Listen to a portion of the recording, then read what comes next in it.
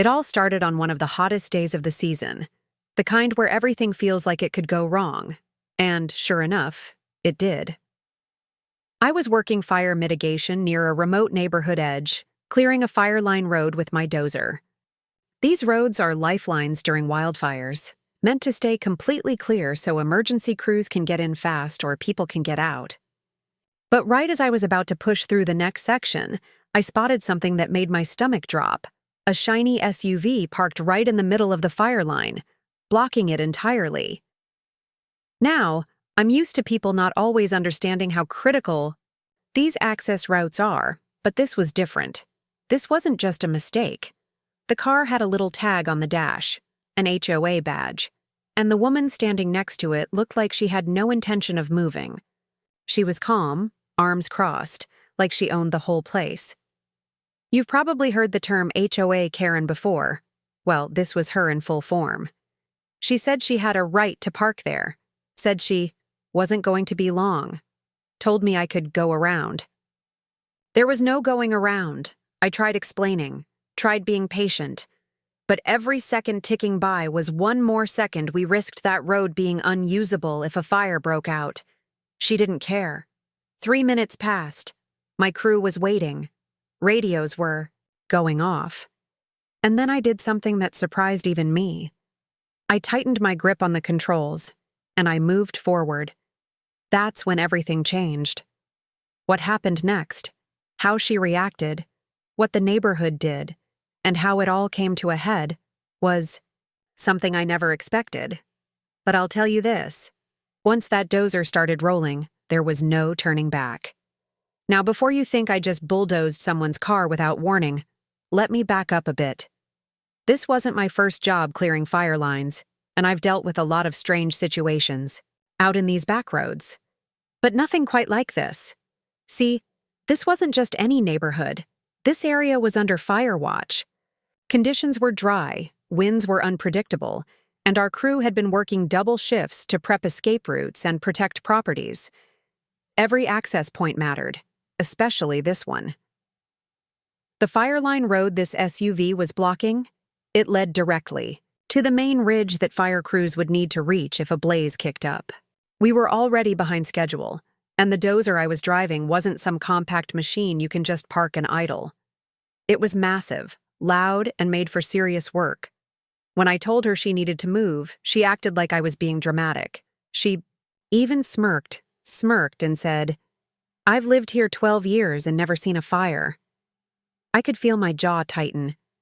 That kind of thinking is exactly how people get trapped during wildfires. Still, I gave her every chance. I even radioed my supervisor to let him know the road was blocked and we had a situation. Meanwhile, she was on her phone, snapping pictures of my machine, saying she was going to report me for threatening her property. I hadn't even touched the blade to the dirt yet. What really got me was how calm she was. Like none of this was real to her. Like the warnings, the emergency signs, the Fireline markings. They didn't apply to her world. But I couldn't just sit there. The crew was waiting.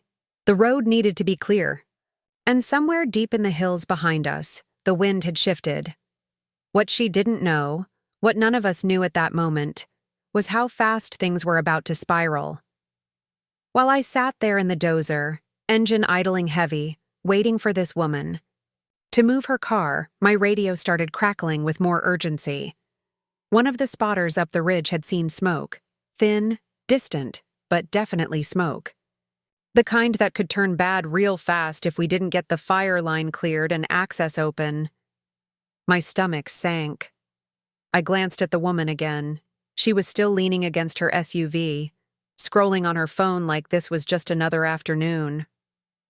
At this point, my crew was on edge. We'd been working the fire break all morning, cutting trees, moving brush, checking terrain, and this delay wasn't just frustrating, it was dangerous. Over the radio, someone said the wind had changed direction. Again. That meant we had even less time than we thought. I waved to one of my guys to circle back and double-check the ridgeline, just in case. If that smoke turned into flames, we'd be cut off.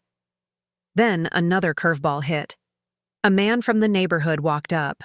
Middle-aged, cargo shorts, sunglasses. The I'm on the HOA board type.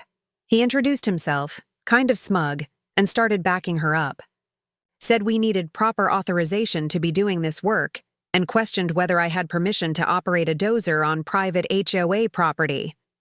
I told him to check with the county. They were the ones who sent us.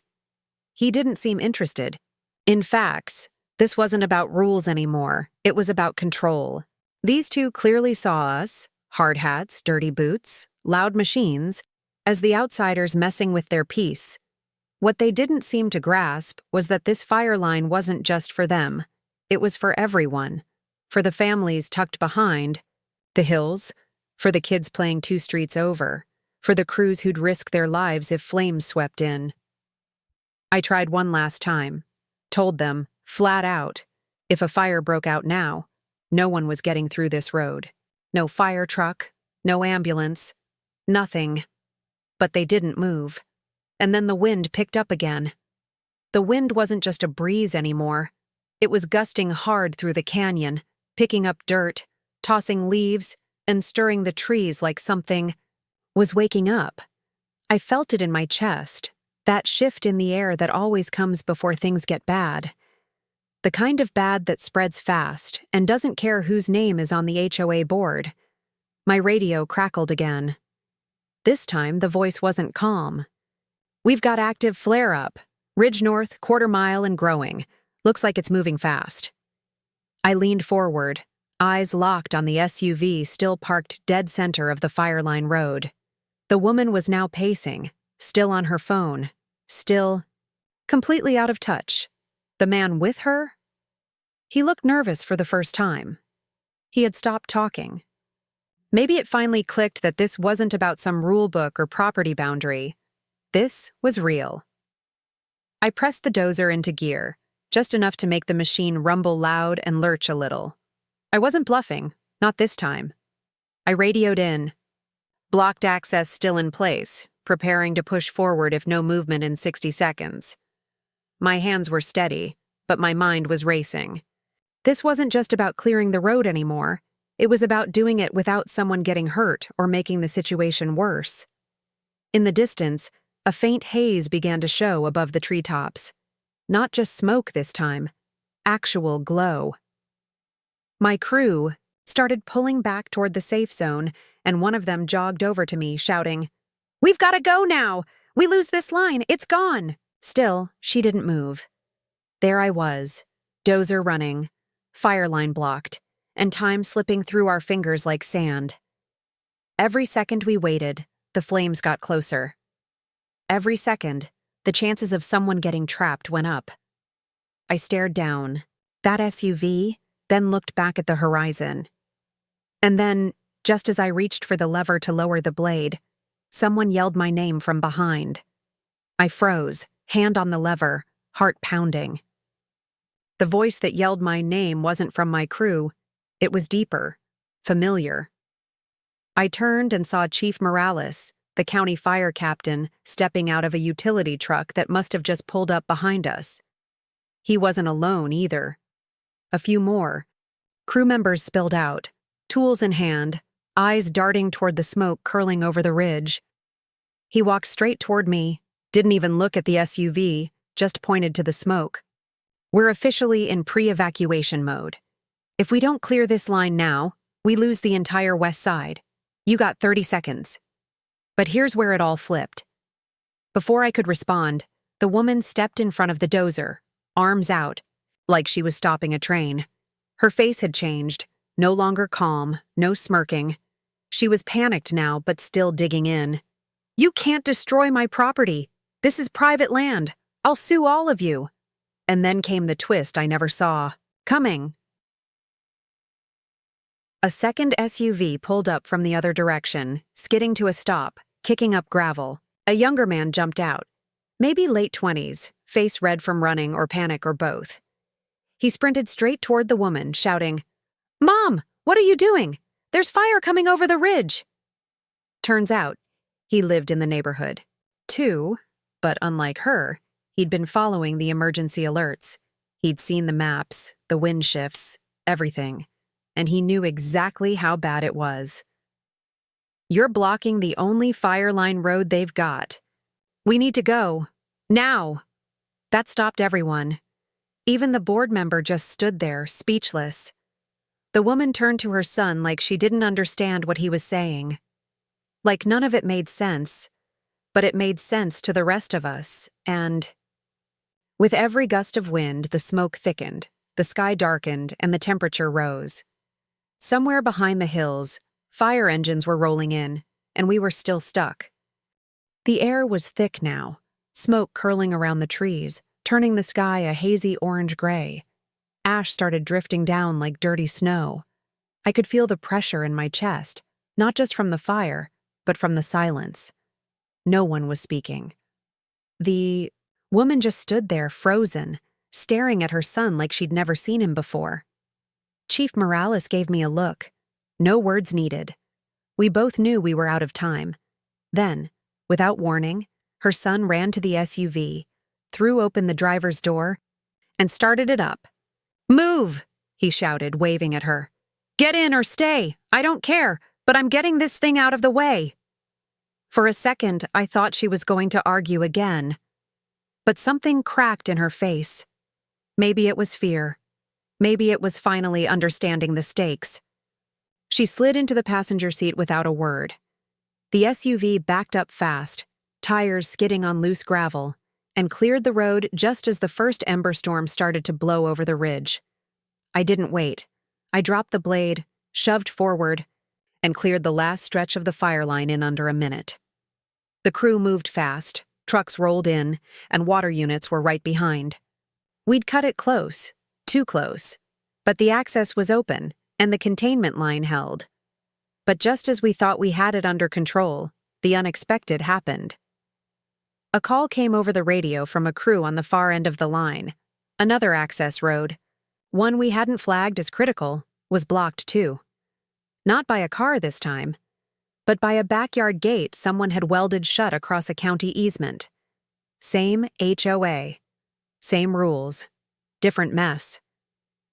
Chief Morales turned to me, shaking his head. "Guess, we're not done with this neighborhood yet." And just like that, the fire wasn't the only thing we'd have to fight to keep this place safe. We got lucky that day. The fire didn't make it over the ridge thanks to fast work, open lines, and a lot of coordination. The crew at the second blocked access managed to cut through the welded gate just in time, and we widened that fire line before the flames even touched it, but it could have gone the other way, real fast. That kind of delay, even by a few minutes, can be the difference between saving a neighborhood and watching it burn. The woman never apologized, not to me, not to the crew, not even to her own son. But the neighborhood definitely felt the impact. Within a week, the county stepped in. The HOA was fined, the illegal gate was removed, and new rules were put in place about blocking emergency routes. I heard later the board member resigned, and a few residents held a meeting demanding better cooperation with fire authorities. Her son, though, he came back a couple days later, found me while I was loading up the Dozer, thanked me quietly, then said, "I didn't realize how close we were to losing it all." That stuck with me, because that's the part most people don't see. We don't build fire lines for fun. We don't run dozers through quiet roads because we're looking to ruin someone's afternoon. We do it so that when the worst happens, people have a way out, and firefighters have a way in. So yeah, I didn't ram through the SUV. I didn't need to, but I got close. Real close. And next time, maybe someone will think twice before blocking. A fire line with an HOA badge and a sense of entitlement. Because when fire shows up, it doesn't care who you are. It just takes what it can.